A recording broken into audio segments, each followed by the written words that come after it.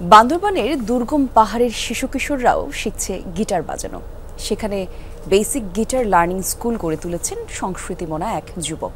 ভিন্নধর্মী এই উদ্যোগ সাড়াও ফেলেছে, বেশ বাড়ছে শিক্ষার্থীদের সংখ্যা।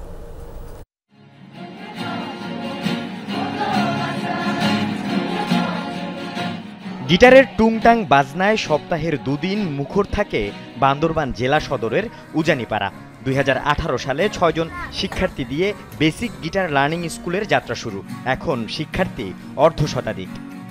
অবসর সময়ে গিটার প্র্যাকটিস করতে পারি, এক্সট্রা কারিকুলামে অ্যাক্টিভিটি করতে পারি। আমার গিটার বাজাইতে ভাল লাগে, কারণ গিটার বাজানোর আমার ছোটকাল থেকে শখ ছিল। আগে আমি অনেক দুষ্টামি করতাম, বাবা সেজন্য আমাকে একটা গিটার কিনে গিটার ক্লাসে ঢুকাই দিয়েছে।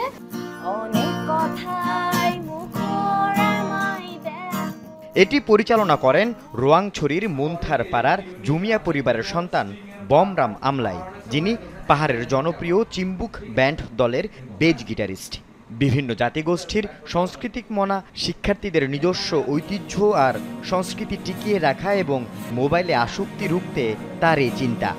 মোবাইল থেকে একটু দূরে সরা এবং সময় যে ফ্রি টাইম আছে, স্কুলের পাশাপাশি যে ফ্রি টাইম আছে ওটাকে কাজে লাগান। বাংলা ভাষার পাশাপাশি মারমা, চাকমা, ত্রিপুরা ও ইংরেজি ভাষায় সঙ্গীতের সুরে চলে গিটার বাজানোর প্রশিক্ষণ। বান্দরবানে ব্যতিক্রমী এ উদ্যোগ সাড়া ফেলেছে বেশ।